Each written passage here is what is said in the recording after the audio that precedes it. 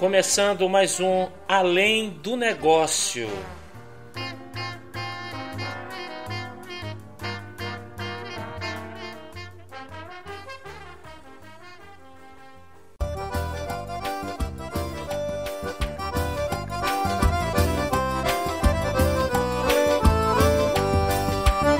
Quando eu voltei lá no sertão, eu fiz mangá de januário com meu fole prateado. Olá, tudo bem? Estamos voltando aqui com mais um podcast Além do Negócio, aqui no nosso terceiro episódio da segunda temporada. Vocês viram aí como é que tá o clima, né? Vocês ouviram aí o clima totalmente nordestino, né? Uma homenagem especial ao nosso entrevistado.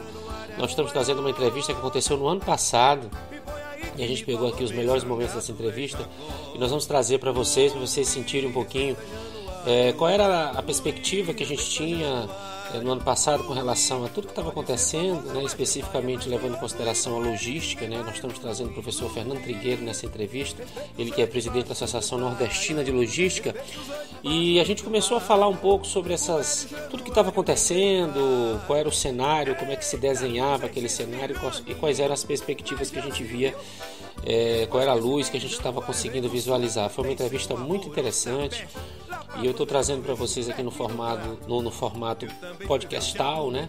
Aqui no podcast, para vocês ouvirem, né? E entenderem um pouquinho do que a gente conversou. Foi muito interessante. Mas o nosso podcast Além do Negócio não traz apenas a entrevista, né? Que foi muito boa, mas a gente traz outras coisinhas que as pessoas já perguntam, né? O que é que vai ter aí de bom além do negócio, né? O que é que vai ter além da parte mais profissional, técnica, gerencial. É claro que a gente vai trazer novidades para vocês. Bom, nós vamos trazer primeiro um livro, a dica de livro, por acaso, né, vai ser do professor Fernando Trigueiro, um livro muito interessante, que eu vou falar um pouco mais sobre ele, o livro Administração de Materiais com Enfoque Prático, da editora Fox. Nós vamos explicar um pouco mais. A dica, né, de série ou de filme, a gente vai trazer uma dica de uma série que é lá da Prime Video, da Amazon, né, que é Little Fire Everywhere, ou Pequenos Incêndios por Toda Parte. Eu vou explicar um pouquinho sobre essa série muito interessante, né? E a gente vai trabalhar também, claro, vai trazer também um pouquinho de curiosidades e particularidades e riquezas do nosso querido Pernambuco. Afinal de contas é a terra do professor Trigueiro. Então, uma homenagem especial ao Nordeste, né, de um modo geral, mas em especial a Pernambuco. Então, fiquem de olho aí, fiquem atentos ao nosso podcast que está começando agora. E vamos curtir mais um pouquinho de um forrozinho, de um shot muito legal, coisa da terra.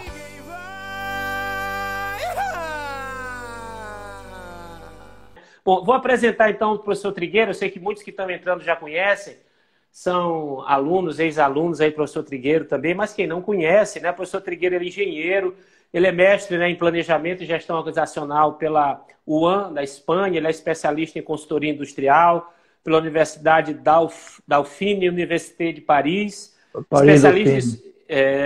Especialista em supply chain, né, pela Nothing Business School. E foi executivo, né, de várias empresas. Hoje é CEO da Fox Trigueiro, essa empresa de consultoria aí muito forte na região Nordeste. E também atualmente professor, né? Sempre foi professor e continua sendo professor universitário de cursos de pós-graduação e algumas graduações. E é oficialmente aí o nosso grande presidente da Associação Nordestina de Logística, na qual eu sou membro, né? E fico muito feliz com todo orgulho de ter aí o professor Trigueiro à frente desse projeto, que é um projeto importante, porque logística é realmente extremamente importante. E o professor Trigueiro, em especial, sempre foi uma figura que colocou essa bandeira do desenvolvimento da logística aqui na região Nordeste. Inclusive, eu lembro, professor, do Movimart, salvo engano, que é um evento fortíssimo de logística no Brasil, sempre acontecia nas regiões Sul e Sudeste, e você conseguiu trazer uma versão para o Nordeste, ou seja, com muita força, e isso mostra aí a vontade de desenvolver a área de logística.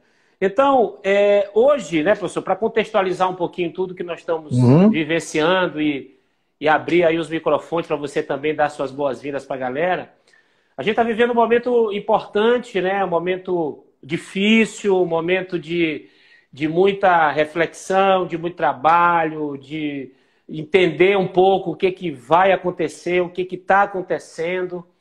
E, sem dúvida nenhuma, um dos pontos aí que pode ser neurais na retomada, né? Porque hoje se fala muito... Hoje mesmo eu vi uma projeção da Universidade Federal do Rio de Janeiro que eu fiquei extremamente estarrecido com a perspectiva de uma queda muito violenta do nosso PIB, né? Mais de 11%. Então, isso mostra que nós temos aí uma perspectiva não muito boa, mas, de qualquer maneira, a gente não pode simplesmente entregar os pontos, né? A gente tem que, de alguma forma, buscar soluções alternativas. E, provavelmente a logística vai ser uma peça importante sobre isso. E eu queria, o senhor, finalmente, aí, depois que eu falei tanto, né?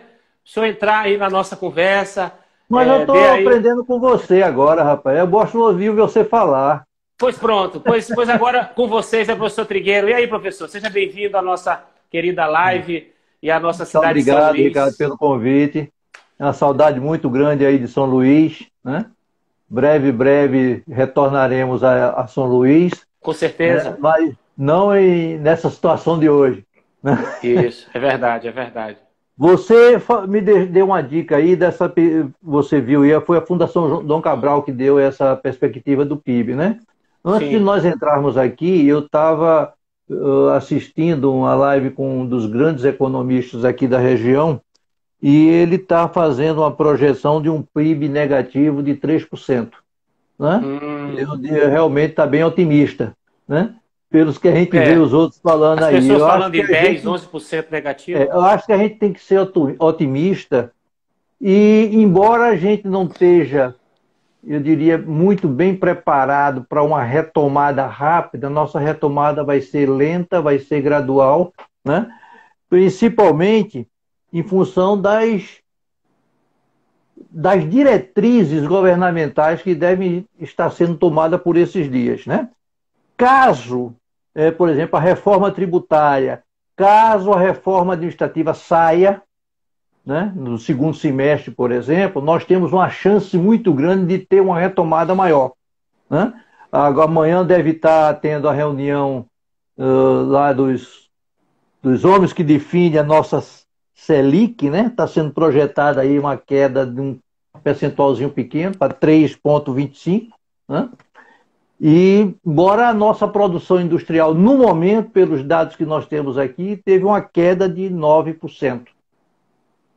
Agora, onde é que nós vamos dar essa retomada, ou como deveremos dar essa retomada?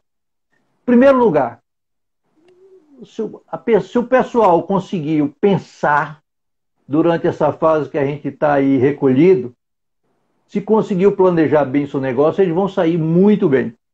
Principalmente de uma coisa que está acontecendo, e a prova é essa que nós estamos conversando aqui, é exatamente a transformação digital.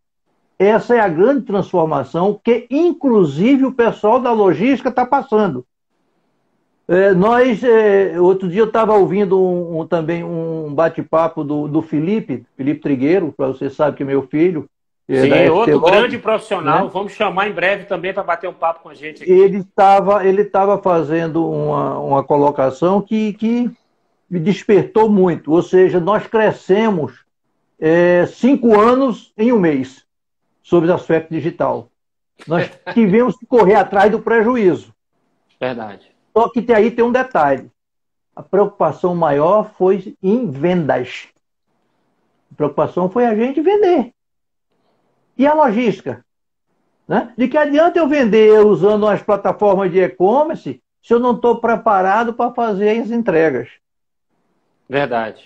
Recentemente eu fiz uma pesquisa com o mercado em que a gente queria saber do mercado o que é que levaria ele a fazer negócio com a empresa. E a primeira resposta que o mercado deu, que saiu na pesquisa em primeiro lugar, foi: eu faço negócio com você desde que você resolva o meu problema rápido. Aí entra todo o contexto da logística.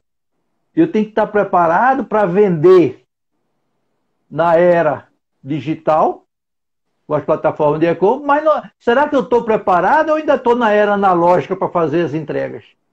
Esse é o grande questionamento. Nossas empresas devem estar atentas um detalhe, é que o ciclo da cadeia de suprimento está reduzindo. Isso é verdade, professor. Isso é verdade. Está reduzindo. Então, hoje eu estava participando de uma live também com um amigo Silvio Brochado, que é um professor daqui, e nós estávamos discutindo esse enfoque exatamente da redução da cadeia de suprimentos, né? Cada vez tem que ser mais curta, cada vez tem que ser mais ágil. Esse é o grande desafio que nós vamos ter pela frente. Cada vez mais resolvendo e solucionando o problema do consumidor cliente, né? Outro problema que a gente... Oi, fala lá. Não, me ajuda. Um dos comentários, acho que do Maurício lá de Petrolina, eu acho, ele falou o seguinte, ele disse o seguinte, que o trabalho remoto vai ser uma das grandes mudanças, né? Isso é verdade. Hoje... Não, isso aí já é uma realidade. Todos estão tendo necessidade de se reinventar, com certeza. Exatamente. Com certeza, exatamente. E o trabalho remoto é fundamental para que isso seja viável e possível, né? Exatamente.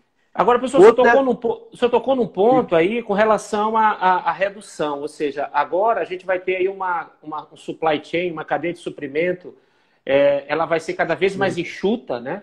Cada vez mais enxuta. Isso, de alguma forma, não vai deixar... alguns participantes de fora desse processo, será que isso não vai achatar, de alguma forma, a cadeia de suprimento em si? Isso não vai deixar de gerar negócio ou o senhor acha que isso acaba gerando novas oportunidades em outras frentes dentro da área de logística? Eu acho que novas oportunidades sempre vão existir. Agora, o grande questionamento é, nós estamos preparados para agarrar essas novas oportunidades? Porque o enxugamento da cadeia vai ser uma máxima para redução de custo. Eu tenho que, obrigatoriamente, reduzir a minha dependência, por exemplo, de uma série alta de fornecedores. O exemplo está aí. Nós estávamos praticamente dependendo de muitas coisas de quem? Da China, né? E hoje, o que é que aconteceu? Todo mundo botou a mão na cabeça por conta disso. A China foi muito esperta. Induziu um problema e, ao mesmo tempo, já trouxe a solução. Ou seja, ganhou dinheiro pelos dois lados, né? Vendendo os equipamentos para a gente. Por isso que está havendo esse movimento já nacionalista aí. Acabar com a descendência de um único fornecedor. Mão de obra na China sempre foi barata. E todo mundo correu para lá porque queria ter o seu produto barato e que desse a maior margem de contribuição no preço final. Nós estamos pagando o preço de sair dessa decisão. O Japão agora, recentemente, já está incentivando empresas japonesas que estavam na China a retornar a se instalarem no Japão. O Brasil, nós temos um problema seríssimo. Nós trabalhamos muito com commodities. Precisamos agregar valor a essas commodities, né? Esse é que é o problema maior. E a logística, nesse enxugamento que vai ter, vai ser uma forma de reduzir custo. Vai aparecer algumas outras, eu diria, vamos dizer assim, formas de atuação. O individualismo deixa de estar presente para ser criado o associativismo. Ou as empresas começam a se associar, compondo agregação de valor maior, reduzindo custo, ou seja, eu brinco, digo que nós vamos fazer os mini condomínios. Ou seja, um galpãozinho com várias empresas dentro, se complementando para poder competir no mercado. Porque sozinha ela não vai competir. E aí vai ter o enxugamento da cadeia como um todo. Porque hoje vai aparecer também uma figura muito interessante, se você começar a observar, aquela figura que se chama de broker, né? Sim, o broker. O broker que nada mais é do que uma espécie de bolsa de valores de mercadoria, só que é uma bolsa agora conjunta de serviços, principalmente os serviços logísticos. Os brokers vão ter que estar associados, né? Nós temos lutado aqui na região, por exemplo, eu digo sempre o seguinte, gente, você tem que competir na ponta. Ou seja, na ponta lá no varejo, vamos supor, na venda, mas na retaguarda vocês têm que trabalhar juntos. Não se admite hoje, por exemplo, indústria de confecções, que tem coisas comuns em todas elas, por exemplo, um tipo de linha branca que é comum para toda indústria de confecções, Por que não comprar em conjunto para reduzir custos? Ganhar no volume. E, logicamente, a produtividade delas é que vai acelerar a competitividade na outra ponta da cadeia, que é o preço final de vendas. Hoje, um dos pontos importantes, então, pela sua observação, é que a gente tem que buscar essas integrações, essas parcerias para viabilizar esse negócio, né? E agregar valor e reduzir os custos, né? Porque cada vez mais a gente vai precisar ser mais competitivo, né? E o custo sempre vai ter esse impacto aí muito forte. Inclusive, hoje a gente está vivendo justamente um momento onde há um aumento de custo pela escassez, né, de disponibilidades, etc. E da mesma forma, a gente precisa sobreviver. Então, eu preciso ser competitivo na outra ponta, eu preciso entregar um produto barato, né, para que as pessoas consigam comprar, e ao mesmo tempo eu estou vivendo com uma redução de serviço, né? Então, qual é a saída que eu tenho? É integrar. Eu achei interessante essa passagem que o senhor diz assim, vamos fazer aí os mini condomínios. Pô, a gente, quando está falando de logística, de supply chain, etc., a gente fala muito em condomínio industrial, consórcio modular, etc., que são coisas maiores. Mas agora a gente tem que começar a pensar mais localmente, né? Começar a fazer a organização local, né? Acho que isso é um ponto importante. Exatamente. Não só pensar localmente, mas pensar que quem dá o start desse Brasil em termos de PIB são as pequenas e médias empresas. A pequena e média empresa hoje representa 27,5% do nosso PIB. Tá? E são aquelas que têm maior dificuldade de retomada de ação. Né? Porque a grande, geralmente, tem lá guardado no seu cofrezinho a sua botija. Quem guardou a essa altura vai sair do sufoco mais rápido. E a pequena empresa? Se não houver um suporte financeiro para ela, que geralmente existem as indústrias de maiores que também formam uma espécie de fornecedor financeiro. Ou seja, um exemplo, a Martins, que é um grande distribuidor que existe no mundo. A Martins tem a sua própria financeira que financia a compra dos produtos que ela distribui nos supermercados. Vai começar a acontecer isso também. As grandes, porque as grandes têm os seus canais de distribuição, que são os pequenos, e sem ele ela também vai sentir dificuldade, elas vão começar a apoiar os pequenos negócios para que esses pequenos negócios possam evoluir. Né? Lembrando que o pessoal, isso é uma coisa que me preocupa muito, o pessoal está olhando muito só o chamado front office. Estão entrando na era digital pela linha de frente. Só pelo front. Exatamente. É verdade. Está esquecendo o back office. Que é muito importante. Eu digo o seguinte, hoje ela tem que estar preparada com 3 pilares muito bem definidos. O pilar, imagine você uma cabanazinha, o mastro central da cabana chama-se gente. A pergunta é, será que nossas equipes estão preparadas para essa nova era? O pessoal diz, é uma nova era ou uma era nova, né? Estão fazendo até o trocadilho com relação a isso. Tivemos até um comentário aqui acho que do Maxwell, que ele falou o seguinte, nós estamos se adaptando ao novo normal, né? Porque não vamos voltar ao que era antes. O senhor concorda? Dificilmente nós vamos voltar àquele passado. Isso aí é ponto pacífico, esquece. Voltar ao que era antes, jamais. Nós estamos realmente entrando numa nova etapa. Ainda devagar e ao mesmo tempo correndo. Eu digo sempre o seguinte, hoje no live que eu estava participando mais cedo, eu estava dizendo o seguinte, a gente vinha em passo de tartaruga entrando na era digital. De repente a gente teve que virar coelho. Ou seja, corre porque senão o bicho pega. E o interessante, professor, é que se falava muito em revolução digital, se falava muito em evolução, em tecnologia, mas agora nós vimos a necessidade, realmente, né? Agora todo mundo foi pressionado a mudar, né? Qual era a máxima? Aliás, ainda é de muitas empresas. Eu acho que elas ainda estão com essa resistência. Deixa para depois eu cuido disso. Do jeito que está funcionando. Depois, do jeito que está funcionando. Do jeito que está funcionando, eu estou ganhando meu dinheiro do jeito que está. E aí veio um tal de um bichinho invisível aí, e que deixou todo mundo com a mão na cabeça e disse, corre, porque a gente tem que acabar com esse bicho, senão quem acaba com a gente. Foi isso que eles fizeram, né? Correndo atrás desse... Eu fiz algumas anotações aqui, inclusive, ilustrar, por exemplo, até então as pessoas não estavam dando ouvido ao consumidor final. Hoje o pessoal já está começando a olhar com carinho esse consumidor final. Estão se falando muito aí em experiência do cliente. Mas ainda a experiência do cliente pelos aspectos comerciais e pelos aspectos logísticos. Né? Quais são os pontos que são relevantes, né, nessa experiência? O que é que o cliente quer sobre os aspectos logísticos? Está todo mundo vendendo pela internet. Eu mesmo comprei agora esse bichinho aqui sem fio. Né? Comprei e hoje mesmo eles estavam me informando que meu produto já foi embarcado.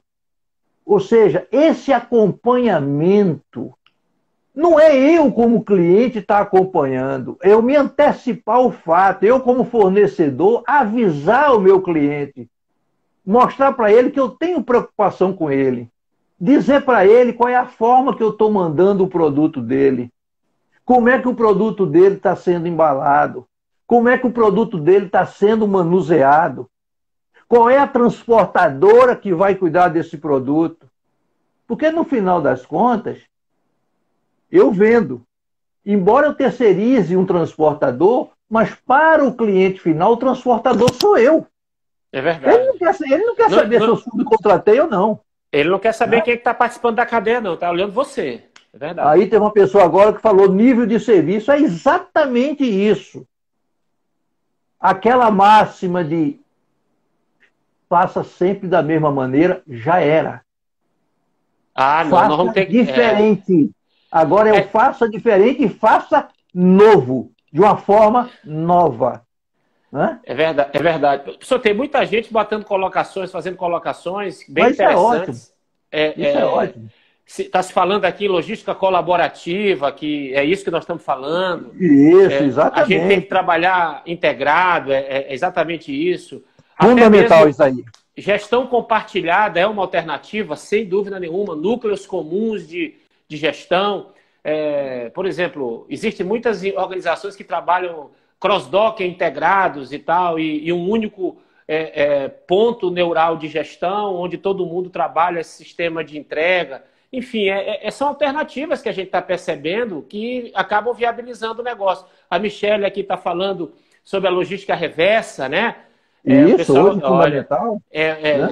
Não seria uma ferramenta importante para a redução desses custos também, né? Vai auxiliar muito, principalmente a natureza, né?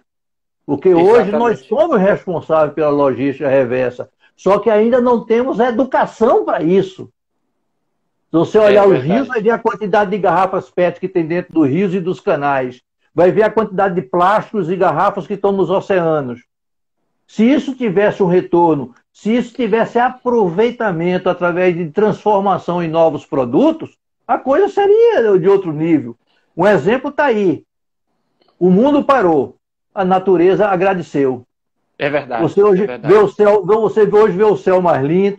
Os lugares que antigamente não se via mais golfinhos, já se está vendo golfinhos. Os oceanos estão mais limpos, é verdade. Viu uma baleia, entrou no canal de Veneza, coisa que não acontecia há anos, né? Poluição da água reduziu. Agora, e quando voltar? Será que nós vamos continuar com essa mesma preocupação? É um questionamento que eu sempre faço. É verdade. O que eu digo sempre é o seguinte: o que nós precisamos, através da logística, principalmente, é agregar valor para o cliente. Sem dúvida. Né? Sem dúvida. Agregar valor para o cliente. Como é que eu posso agregar valor para o cliente? Ouvindo esse meu cliente. Né? Cada vez que eu souber a forma como o meu cliente quer se relacionar comigo, e eu tenho isso na pesquisa que eu fiz, né? A pesquisa que eu fiz mostrou exatamente isso, que hoje o mercado cada vez mais está querendo que você resolva o problema dele, que seja rápido nessa solução de problema. É verdade. Né? É verdade. Está aí o que aconteceu agora. Nós tivemos que resolver rápido os nossos problemas, se adaptar para essa nova realidade. Nós não vamos voltar mais ao que era antes. O comércio, eu diria até, que vai desaparecer, em termos de comércio tradicional. Né? Há muito tempo já se vinha falando que, por exemplo, o shopping center ia ser transformado em mais centros de lazer, centros De serviços, né? Parte médica, de médica, né? Isso, Hoje serviços médicos, etc. Serviços médicos, do que centros comerciais. Na Porque realidade, a era digital vai tirar as vendas, vai para outro momento, né? O Brasil tá meio na contramão, né, professor? Se você prestar atenção, em muitos países do mundo, os shopping centers, como a gente conhece, com lojas para vender coisas, né, estão fechando as portas. Se você for nos Estados Unidos, a Europa já viveu isso há mais tempo, os Estados Unidos está vivendo isso agora. No Brasil, não. A gente conseguiu identificar um modelo e está criando esses shoppings de serviço. A gente vai onde tem área médica, restaurantes, onde tem bancos, etc. Virou um grande shopping de serviço, é verdade. Professor, tem uma pergunta do Evandro aqui. O Evandro Júnior é o nosso assessor de imprensa aí da FAENE. Pergunta bem pertinente. Ele perguntou o seguinte: nós temos bons exemplos aí de logística para seguir, para colocar em prática aqui no Brasil, para, digamos, espelhar no Brasil nesse momento de pandemia? Ele faz essa pergunta para você aí, professor Trigueiro. Veja, temos empresas que estão dando show aí, por exemplo, Magalu, Magazine Luiza. É um exemplo típico desse processo. Luiza, verdade. Magazine Luiza. Inclusive, o produto que eu comprei foi por lá. Estou fazendo propaganda de graça para ela, tá vendo? Mas por quê? Porque o bom fornecedor, o cliente sempre recomenda. Não só o Magalu, eu tenho feito muitas compras pelo Magalu, mas tem o Americana.com também, que está trabalhando muito bem disso aí. Só que ele, inclusive, tem um detalhe interessante. Veja aquilo que eu falei de compartilhar serviço.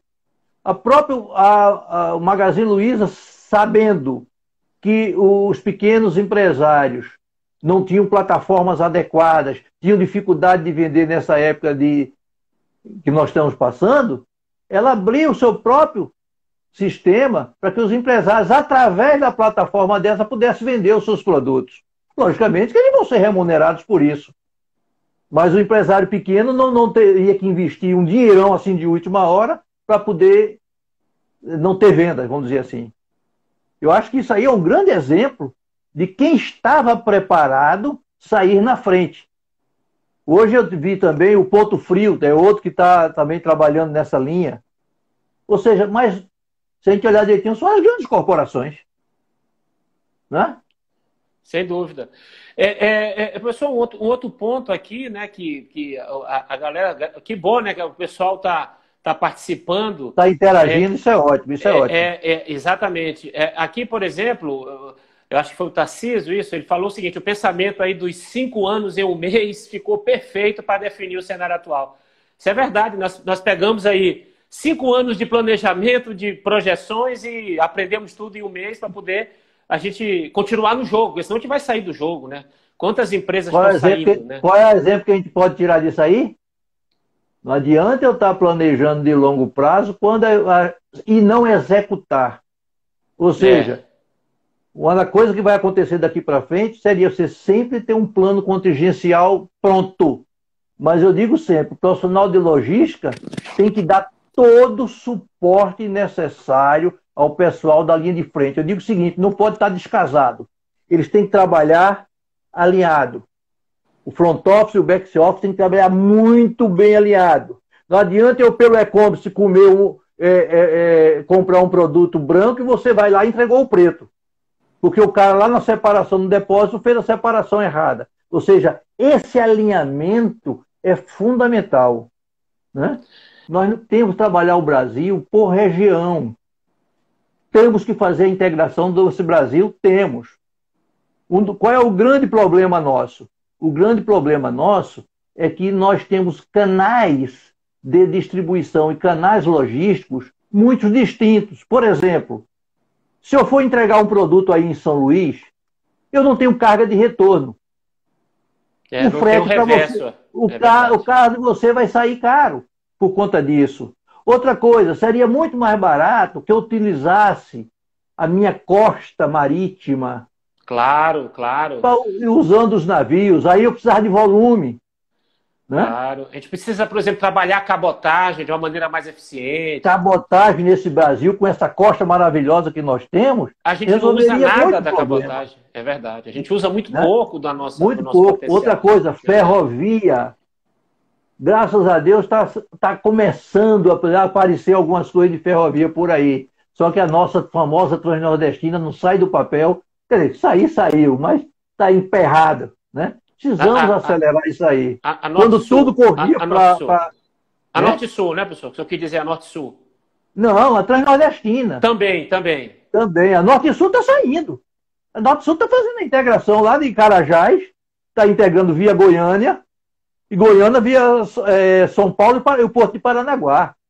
E algumas coisas ela está subindo também para o Porto de Pecém aí. Sim, aqui do que lado. É outro negócio da nossa modelagem logística.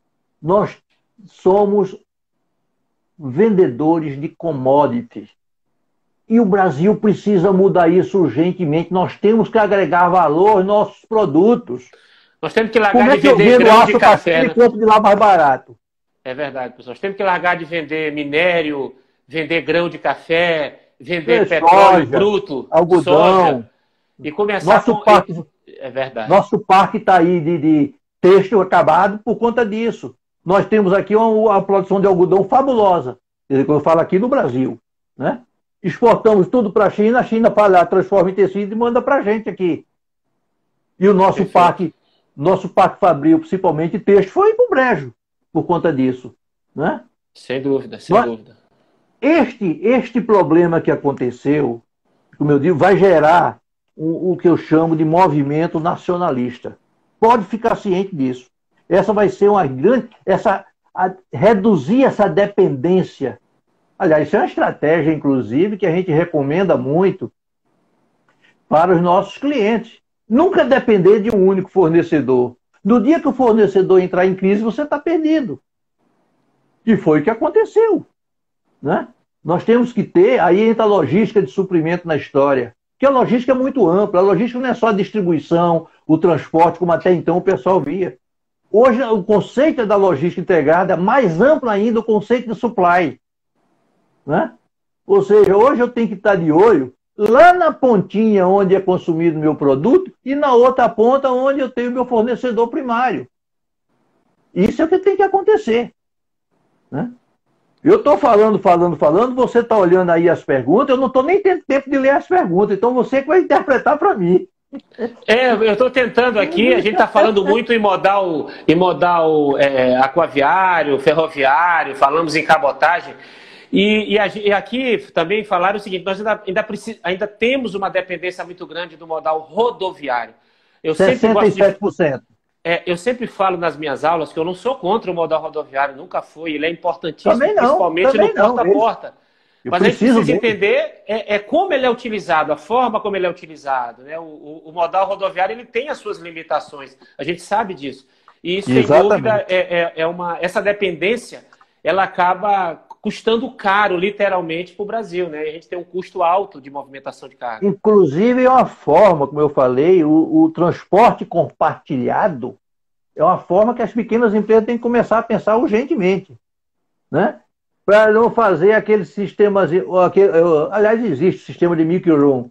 Ou seja, você sai pegando de pouquinho em cada fornecedor para completar a minha carga para levar direto para o cliente.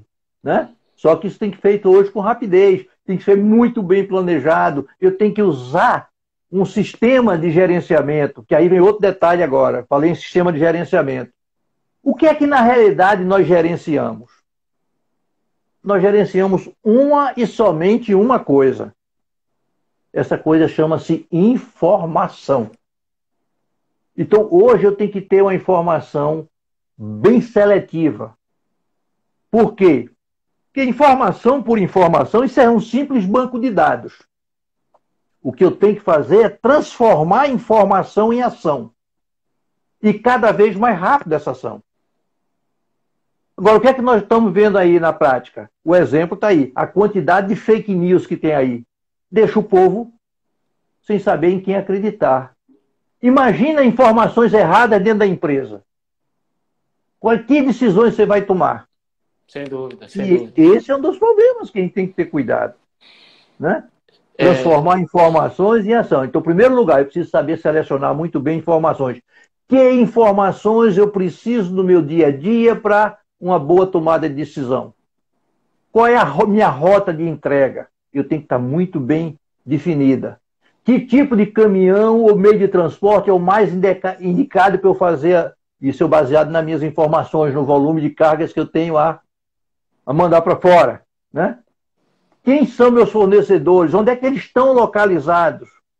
Será que eu posso entregar a ele de dia ou tenho que entregar de noite? Né? Porque antigamente você tinha um problema sério, principalmente na entrega porta a porta. Quem trabalha com varejinho sabe disso. Que muitas das pessoas trabalhando não tem ninguém em casa, então eu dou uma viagem perdida. Então eu posso me antecipar e comunicar ao fornecedor qual é o melhor horário para você receber o produto. Porque se eu der uma viagem perdida, eu vou voltar, vou ter que fazer reentrega. Não, e tudo isso é custo adicional. É custo adicional. Claro. É retrabalho. E nós, no Brasil, somos campeões mundiais, não é de futebol não, é de retrabalho.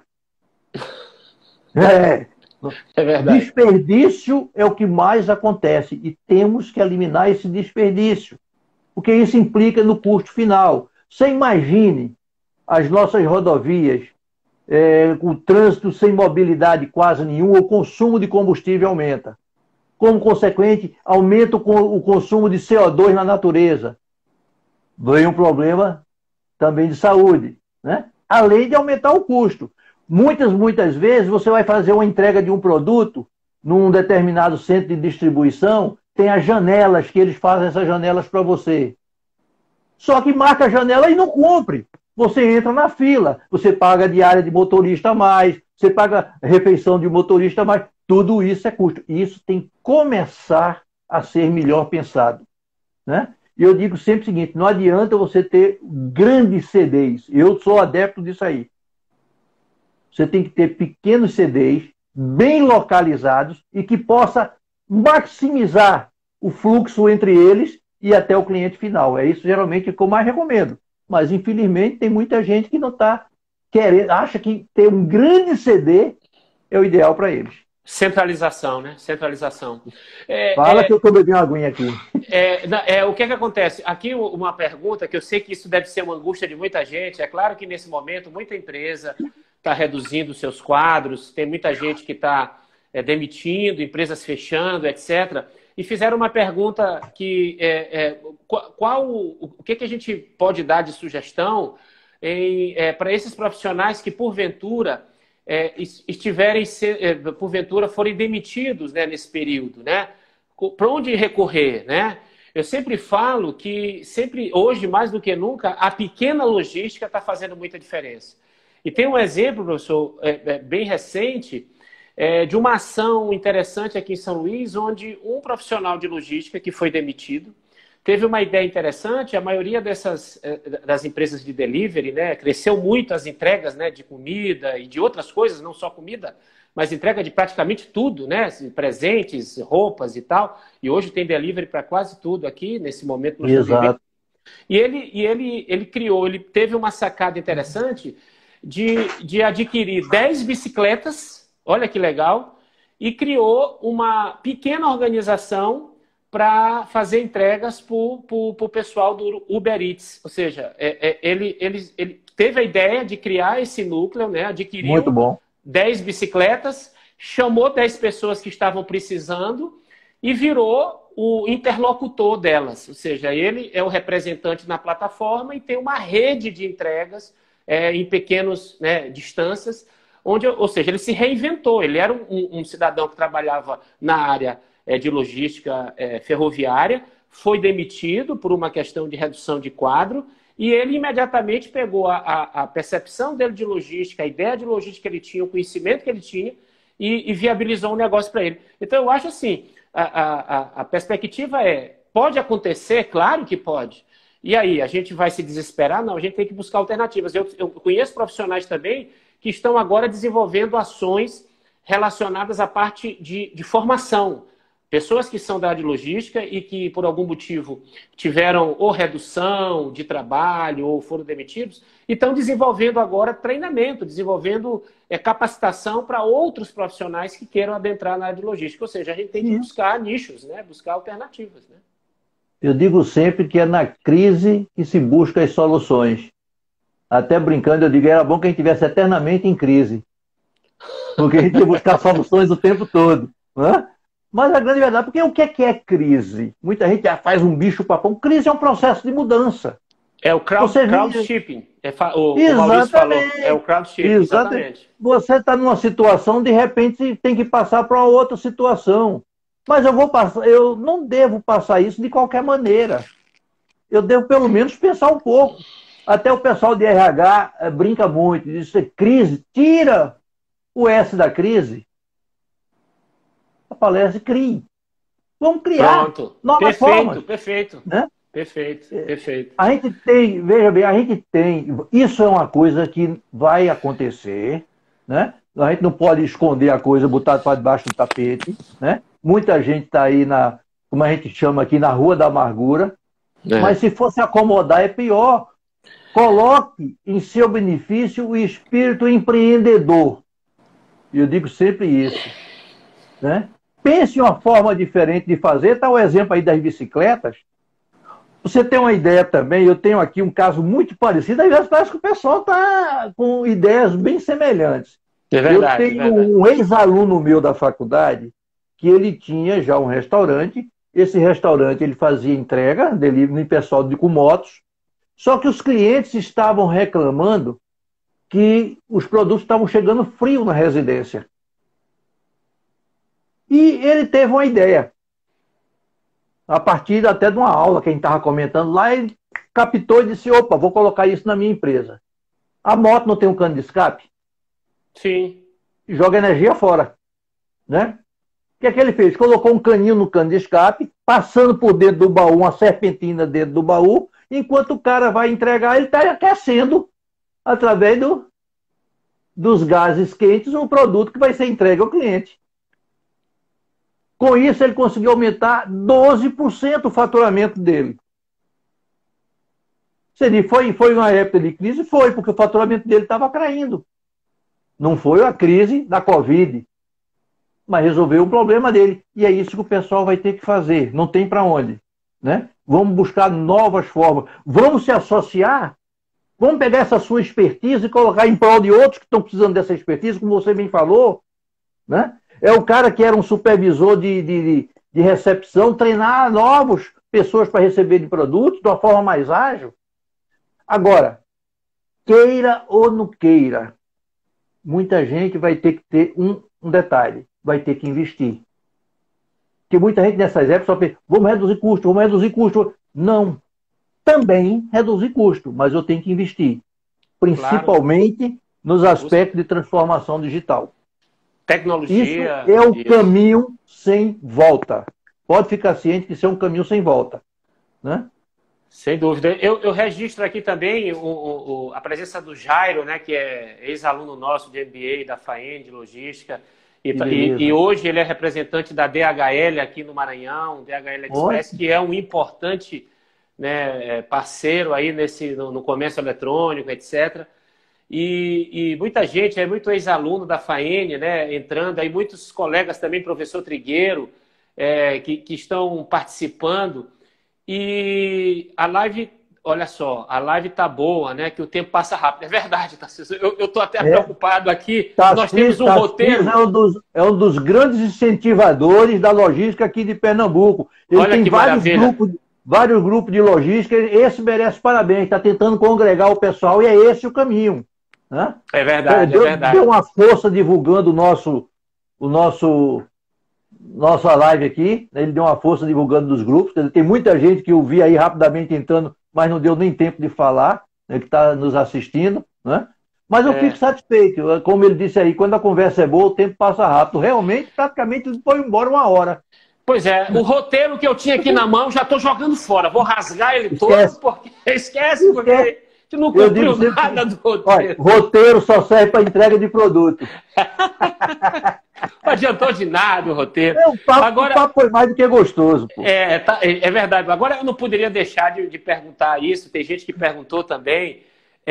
Agora, e o futuro? O que é que o futuro nos reserva, né? Como é que a logística pode ser chave aí para esse futuro de retomada? Afinal de contas, foi o tema da nossa live, né? Foi essa retomada. Como é que a gente vai poder encaixar a logística? Porque a gente sabe, como você falou, que a retomada é lenta, né? Como é que a gente vai poder encaixar e qual o papel da logística nesse retorno aí, né? Eu acho que durante o nosso papo, praticamente, a gente já foi dando as dicas Sem desse dúvida. retorno, né? Como você acabou de falar, eu falei que é lento, né? Você tem ideia, eu estou com alguns números aqui, que a micro e pequena empresa que representava 80% dos postos de trabalho, e são dados do Sebrae, que eu peguei, né? No mês de abril, foram fechadas 600 mil micro e pequenas empresas, gerando em torno de 9 milhões de pessoas disponíveis no mercado. Eu também questiono muito como essas pessoas vão se recolocar. Se houver o apoio do governo federal, dos governos estaduais e do governo municipais, principalmente aos pequenos e médios, e naqueles segmentos geradores de grande demanda de mão de obra, a gente elimina rapidamente esse problema do desemprego. Não é que a gente vai acabar, porque estavam reduzindo. O governo atual, aí não é fazendo política, mas tratando de uma realidade numérica, pegou o país com 12 milhões e 300 mil desempregados. Muitos deles foram ser empreendedores. Muitos deles ficaram na informalidade. Só que por conta do coronavírus, a projeção é que isso dobre. Então você imagina 24, 25 mil pessoas desempregadas nesse país. Onde está sendo no momento a salvação disso aí? Pelos estudos que eu tenho visto aqui, o agronegócio. O agronegócio ainda é a saída da gente, só que agregando valor aos produtos. E o agronegócio, para isso, precisa, aí entra os problemas que a gente falou dos modais para levar os produtos, precisa chegar a fazer os seus produtos na mesa do consumidor. E aí é onde entra a logística. E não vai ser mais a logística dos grandes players. Vai ser a logística dos pequenos players que saibam se unir, né? Não só formando o que eu chamo de, por exemplo, uma armazenagem compartilhada, fazer transportes compartilhados, a gestão, como você bem falou, compartilhada. Por que não? Infelizmente, o brasileiro ainda é muito desconfiado. Ele diz, por que é que eu vou entregar a minha informação para o meu concorrente? Mas não é o concorrente, são pessoas que agregam valor para o teu negócio. Então eu tenho que olhar dentro da minha cadeia quem são os agregadores de negócio, como é que eu posso fazer essa gestão compartilhada para reduzir custo. A tendência, eu digo sempre o seguinte, vai ser, ou a gente tem que partir para o cooperativismo, né, entre as pessoas, e as pessoas, aproveitando esse momento que estão desempregadas, usar a criatividade e partir para ser empreendedor. Porque empreendedorismo, queira ou não queira, é o futuro. A gente já vinha falando muito disso antes do coisa, mas é empreender. É sair daquele comodismo, eu tenho meu emprego, meu salário, não. Vamos partir agora para a nova realidade. O empreendedorismo você tem que ir à frente. Sem dúvida. Professor, eu só para fechar a última observação aqui da galera, o Maxwell também fez uma observação importante. Nós estamos falando muito de tecnologia, de inovação, de investimento e tal, mas a gente não pode esquecer que a gente precisa ser investido também em gente, né, em pessoas, porque não adianta nada. Não adianta nada a gente ter, é verdade. Não adianta nada ter toda essa tecnologia, todos esses equipamentos, né, todo esse know-how, se eu não tenho pessoas para extrair o máximo, né, o máximo possível que essas tecnologias podem nos trazer. Isso é verdade. Lembra do meu galpão que eu falei, que o meu pilar de sustentação principal aqui do centro é exatamente pessoas? Perfeito. São três grandes pilares. Eu tinha até feito uma anotação aqui, pessoas, tecnologia e processos. Pronto. Esses são os três grandes pilares. Né? Vamos gravar isso, hein, galera? Os três grandes pilares que o professor Trigueiro está trazendo para a gente aí. Mas é verdade. Primeiro, investir muito em treinamento. A prova está aí. Muitas empresas foram pegas, desprevenidas, porque as pessoas não estavam preparadas para o uso dessa nova tecnologia. Pequeno que é o segundo pilar. Eu tenho pessoas preparadas, com boa tecnologia e bons processos, que efetivamente sejam processos produtivos, racionais, que não gerem custo, tá? Você terá a sua empresa competitiva no mercado, né? Eu queria agradecer a todos que tiveram. Nós temos aí 30 segundos para finalizar a live, né? Eu queria agradecer mais uma vez ao professor Trigueiro. Obrigado a todos que participaram. Até a próxima live. Obrigado, professor. Valeu, hein? Um abraço grande. Bom, gente, agora é aquela hora que todo mundo fica esperando também, né? Tivemos aí uma entrevista sensacional que a gente trouxe para vocês. E eu não poderia deixar de trazer as outras coisas que fazem parte, né? Os outros itens que fazem parte do nosso podcast Além do Negócio, né? E nesse podcast a gente vai trazer informações muito interessantes e relevantes da nossa experiência aí, né? De coisas que a gente gosta. E a primeiro lugar, aqui, nossa primeira dica vai ser sobre Pernambuco, né? O estado de Pernambuco, um estado nordestino bem tradicional. E a gente não poderia deixar de falar de 3 locais que eu gosto muito lá em Pernambuco, que é a cidade de Recife, com toda a sua história vibrante, ensolarada, sempre trazendo aspectos culturais maravilhosos. Então vale muito a pena você conhecer Recife, ali o Marco Zero, que é um lugar sensacional, o Porto, né? A região de artesanato, a parte do frevo, muita coisa legal. Um outro local que eu queria deixar como sugestão, como dica para vocês, é a cidade de Olinda, ali coladinho com Recife, né, que tem as suas ladeiras muito famosas na época do carnaval. E vale muito a pena a gente subir, apesar de ser uma subida longa, mas muito legal para você conhecer a igreja, que fica lá na ponta de Olinda. Mas mais do que a igreja, as famosíssimas tapiocas que ficam ali próximas à igreja, que são assim sensacionais. E para fechar essa nossa sugestão de locais para visitar em Pernambuco, além de Recife, além de Olinda, a gente não poderia deixar de falar de Porto de Galinhas, né? Porto de Galinhas, que é hoje talvez uma das regiões mais visitadas de Pernambuco, muito turística. É um local lindíssimo, com praias lindíssimas e aquele marzão azul sensacional. Então vale muito a pena você dar uma relaxada, curtir um pouquinho daquelas piscinas naturais que assim dá gosto, dá saudade. Estou com saudade de voltar lá, faz tempo que eu não vou pelaquela região. E eu queria deixar também uma dica, gente, de um prato super típico de Pernambuco, né? Que eu gosto bastante, né? Pode ser estranho para alguns, mas eu gosto muito, que é a famosíssima buchada, que pode ser de bode ou de boi. Eu particularmente gosto mais da de bode. É meio estranho, né? Porque a gente pega ali um pedaço do estômago, faz uns saquinhos e coloca picadinho dentro desses saquinhos ali fígado, língua, rins, tempera com limão, com cebola, com alho. Coloca isso tudo para ferver, para cozinhar e fica super gostoso. É muito tradicional, as pessoas gostam muito, vale muito a pena você experimentar, né? Então, quem puder, quem for lá para o Pernambuco, não deixe de experimentar a querida buchada de bode. Essas são as dicas aí de Pernambuco. Mas não pense que parou por aí não, tem mais coisa, tem mais dica para vocês. Mais uma dica, que dica que eu vou trazer aqui? De livro, como sempre a gente traz uma dica de livro para vocês. E aqui eu estou trazendo o livro do professor Fernando Trigueiro, né? O professor Fernando Trigueiro, que é uma figura conhecidíssima na área da educação, na área de logística. E ele tem alguns livros publicados, mas eu destaquei um que é um dos livros que inclusive que a gente usa aqui na FAEM, na Faculdade de Negócios, tem na nossa biblioteca, a gente usa em algumas disciplinas, principalmente da graduação, que é o livro Administração de Materiais com Enfoque Prático, né? E esse livro ele traz muitos conceitos interessantes sobre logística, sobre administração de materiais.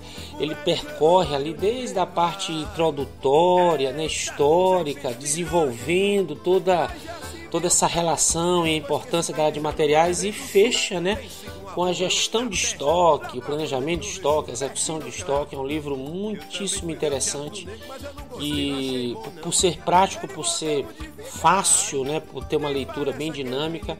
Então procurem por aí se vocês não têm, mas tiverem curiosidade, aí pela internet ele tem PDF, tem algumas das principais lojas aí de venda de livro, tanto físico quanto digital, é da editora Focus. E a minha última sugestão para fechar o nosso podcast Além do Negócio, nesse nosso terceiro episódio da segunda temporada, vai uma sugestão de filmes e séries. Nesse caso é mais uma série que eu estou trazendo, que é a série Little Fire Everywhere, ou Pequenos Incêndios por Toda Parte, da Prime Video, na Amazon, né? É um drama familiar que conta uma história de Helena, de uma família rica, tradicional, da cidade de Shaker, né? E Mia e sua filha, né? A Mia e a filha Pearl, né? Que é de uma classe social menor, né? Diferente, com muitas dificuldades, muitos problemas, e acabam se conhecendo nessas coisas que acontecem na vida, né? E essas famílias se entrelaçam, assim, tem muitas histórias dentro da história. Eu assisti a primeira temporada, tem 3 temporadas, salvo engano, vale a pena vocês darem uma olhadinha. Então é isso, gente. Espero que vocês tenham gostado do nosso podcast Além do Negócio, nesse nosso terceiro episódio. E espero encontrar vocês em breve. Até o nosso próximo episódio. Valeu!